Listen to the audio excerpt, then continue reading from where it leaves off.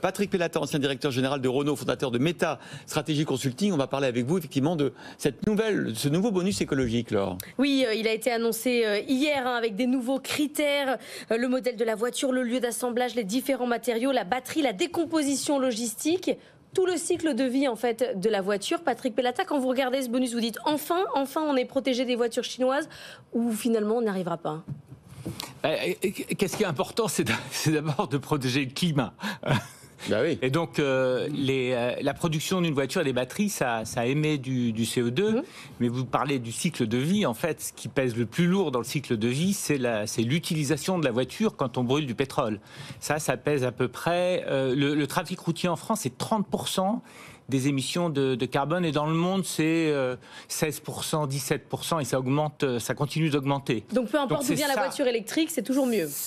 Non. La fabrication de la voiture et des batteries, ça pèse aussi.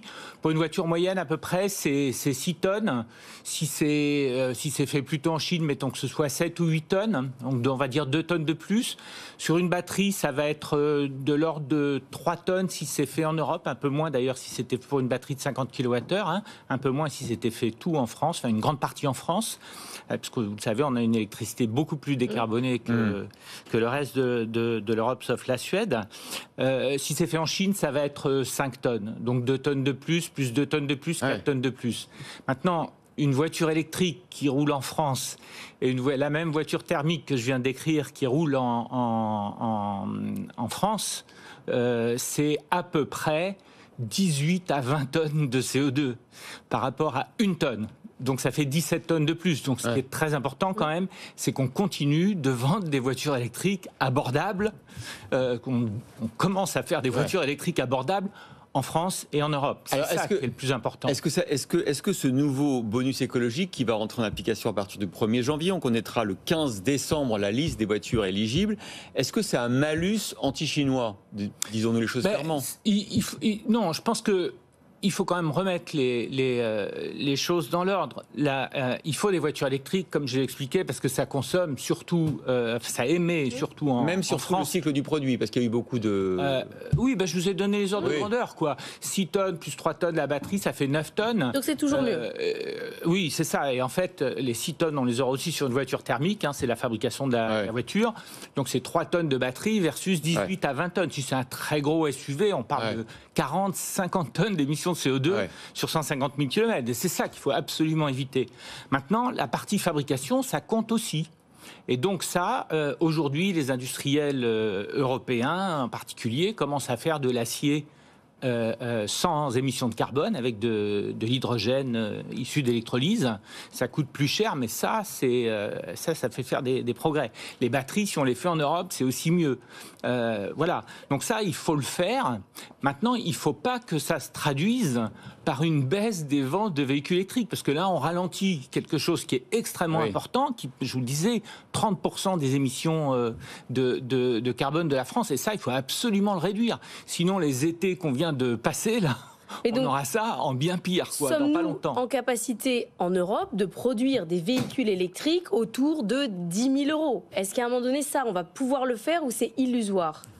Moi, je pense qu'une voiture électrique faite pour être pas chère, avec une batterie pas trop grosse et fabriquée dans des très bonnes conditions, donc très automatisée en France, c'est possible.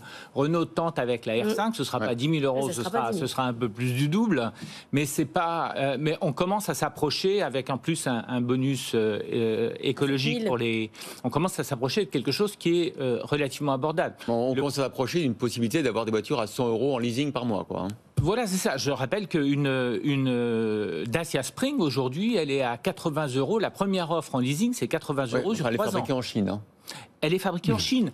Franchement, elle a une petite batterie. Donc l'écart en empreinte CO2 entre fabriqué en Europe et fabriqué en Chine, pour une Dacia, c'est peut-être 2 tonnes ou 3 tonnes. Ça veut bien dire que ce bonus, qui risque d'ailleurs peut-être d'interdire la Dacia, en tout cas qu'elle ne bénéficie pas du bonus, est bien un malus anti-chinois. Si jamais il n'y a pas la Dacia Spring fabriquée en Chine sur la liste autorisée, éligible pour recevoir le bonus, c'est qu'on a fait de... C'est la voiture électrique la plus vendue en France.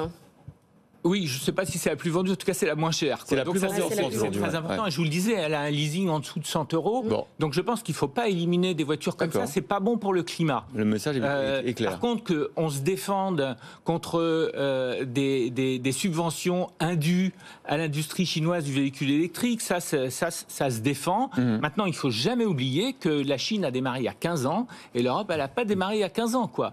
Donc vous avez aujourd'hui un avantage technologique et industriel sur les voitures électriques en Chine qu'il va falloir se dépêcher de rattraper. Et c'est ça le plus important. Eh ben on posera la question demain à Margrethe Vestager, qui sera notre invitée à 8h15 sur cette politique anti-dumping de l'Europe. Est-ce que effectivement ça vise clairement la Chine pour laisser le temps à l'Europe de rattraper le retard, ou est-ce que c'est vraiment une mesure pour le climat? On posera la question demain à la commissaire européenne à la concurrence. Merci Patrick Pelletta d'avoir été avec nous.